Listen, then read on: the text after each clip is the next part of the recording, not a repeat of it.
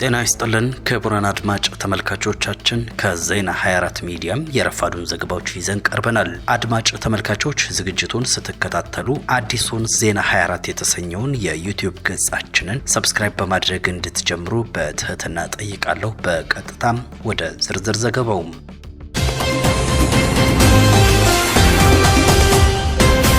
የህወሓት ማዕከላዊ ኮሚቴ አባል አቶ አማኑኤል አሰፋም አማራ ክልል ቤተክርስቲያን ላይ ተፈጽሟል ስላሉ ጥቃት መልእክታቸውን አስተላልፈዋል። ብልጽግና በአማራ ክልል በኦርቶዶክስ ተዋሕዶ ቤተክርስቲያን ገዳማውያን ላይ ያካሄደው የድሮን ጥቃት በአጋጣሚ ኢላማውን በሳተ ስህተት የተፈጸመ ሳይሆን ሆነ ተብሎ ኢላማውን ጠብቆ እንዲገደሉና እንዲወድም በተተኮሰም እኩይ ተልእኮ የተፈጸመ ነው ብሏል።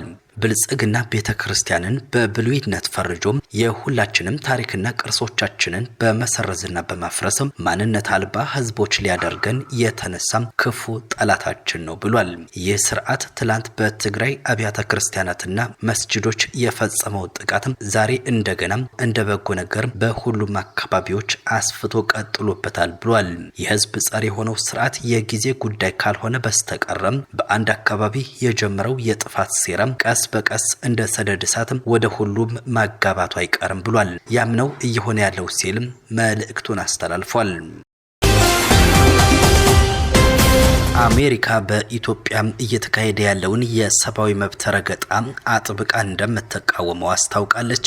የአሜሪካ ሕግ አውጪ ምክር ቤት ኮንግረስ አባላት፣ የውጭ ጉዳይ ፖሊሲ ባለሙያዎች፣ የሰብአዊ መብት ድርጅቶችና ተሟጋቾች የኢትዮጵያን ወቅታዊ ሁኔታ በተመለከተ ሰሞኑን የምክክር ቃል መከታተላቸውን የኢትዮጵያ አሜሪካውያን ሲቪል ድርጅት ሰብሳቢ አቶ መስፍን መኮንን አሳውቀዋል።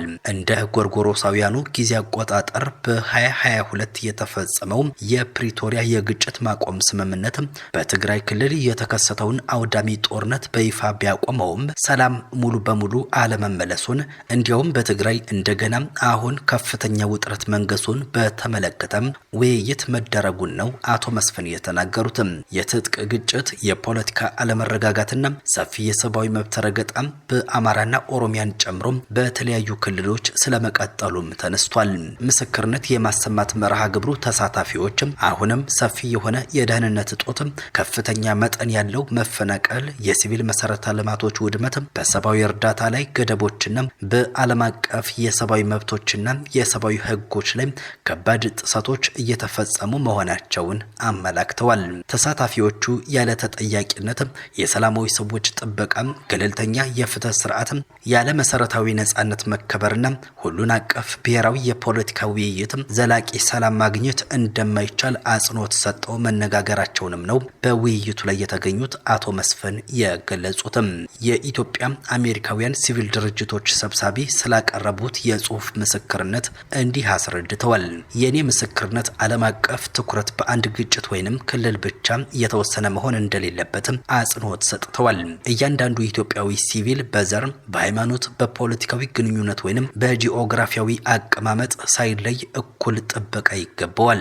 የኮንግረስ አባላት በትግራይ፣ በአማራ፣ በኦሮሚያ፣ በቤኒሻንጉል ጉሙዝ፣ በአፋርና በሌሎችም ክልሎች በግጭት ምክንያት የሚሰቃዩ ንጹሃን ዜጎችን እንዲያስቡ ጥሪ አቅርብ ያለው ብለዋል።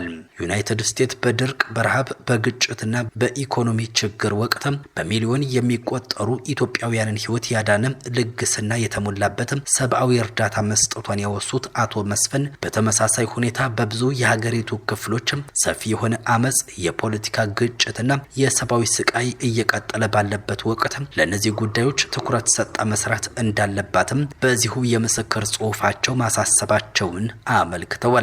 በተጨማሪም በኢትዮጵያ ኦርቶዶክስ ተዋሕዶ ቤተክርስቲያን ላይ የሚፈጸሙ ጥቃቶች፣ በአምልኮ ቦታዎች ላይ የሚደረጉ ጥቃቶች፣ በሃይማኖት ነጻነት ላይ የሚደረጉ ገደቦችንና በአማራ ማህበረሰብ አባላት ላይ የሚደርሱ ስቃዮች ላይ ያለኝን ስጋት አንስቻለሁ ብለዋል።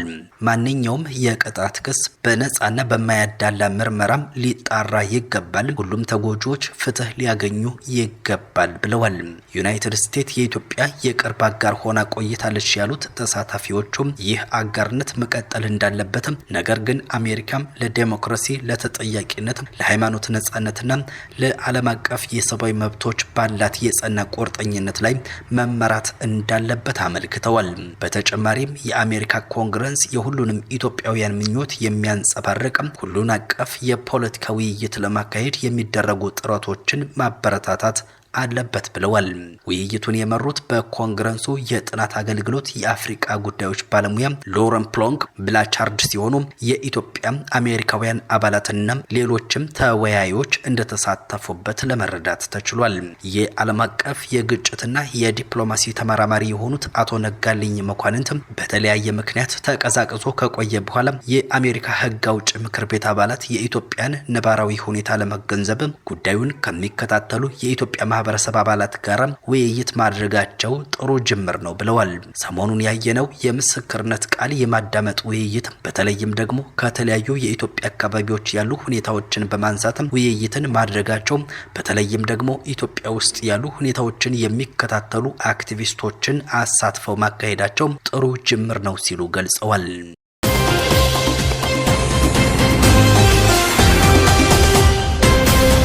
ወደ ዓለም አቀፍ ጉዳዮች አልፋለሁ። ሳውዲ አረቢያ ከእስራኤል ጋር ወዳጅነት ካልመሰረተች የኒውክሌር ስምምነት አይኖርም ሲሉ የአሜሪካው ፕሬዝዳንት ዶናልድ ትራምፕ ተናግረዋል። አሜሪካም ከሳውዲ አረቢያ ጋር ልታደርገው የምታስበው ማንኛውም የኒውክሌር ቴክኖሎጂ ስምምነት ሙሉ በሙሉ የተመሰረተው ሪያድ ከእስራኤል ጋር ባላት ዲፕሎማሲያዊ ግንኙነት ማስተካከል ላይ እንደሆነ ፕሬዝዳንት ትራምፕ ገልጸዋል። ሳውዲ አረቢያ ከአሜሪካ ጋር የሲቪል ኒውክሌር ኃይል ልማት ስምምነት መፈረም የምትችለው ታሪካዊውን የአብርሃም ስምምነት በመቀላቀል ከእስራኤል ጋር ያለውን ግንኙነት ሙሉ በሙሉ ወደ መደበኛነት ስታመጣ ብቻ እንደሆነ ትራምፕ አጽንኦት ሰጥተው ተናግረዋል። ይህ የትራምፕ አስተያየት አሜሪካም ለሳውዲ አረቢያ የኒውክሌር ቴክኖሎጂና የደህንነት ዋስትና የመስጠቷ ጉዳይ በመካከለኛው ምስራቅ ሰላማዊ ወዳጅነትን ለማስፈን ከሚደረገው ጥረት ጋር ቀጥታ የያዘ መሆኑን ያሳያል። ሳውዲ አረቢያ ከእስራኤል ጋር ይፋዊ የዲፕሎማሲ ግንኙነት እንድትጀምር የሚያደርገው ግፊትም የመካከለኛው ምስራቅን የኃይል ሚዛንና ጂኦፖለቲካዊ ሁኔታን በከፍተኛ ደረጃ የሚቀይር ትልቅ ክስተት እንደሚሆን ይጠበቃል። ይሁንና ይህ የአሜሪካ ሀሳብ በበርካታ ፖለቲከኞች ዘንድ ተቀባይነትን አላገኘም። አሜሪካም የዓለም የኒውክሌር ፈቃድ ሰጪ አካል ነች ወይ የሚለው በርካቶችን እያነጋገረ ነው።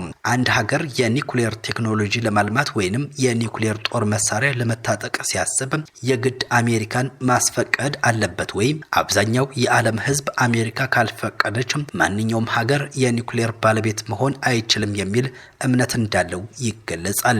በቅርቡ ደግሞ ሳውዲ አረቢያ የኒውክሌር ፕሮግራም ለማልማት ከአሜሪካ ጋር የምታደርገው ድርድርና አሜሪካ በአንጻሩ እስራኤልን በሀገርነት እወቂ የሚል ቅድመ ሁኔታ ማስቀመጧም ይህንን አሜሪካ የኒውክሌር ፈቃድ ሰጪ ነች የሚለውን አስተሳሰብም የበለጠ አጠናክሮታል። ሆኖም ግን በዓለም አቀፍ ሕግና በጂኦፖለቲክስ እውነታ መካከል ያለው ልዩነት ሌላ ነው።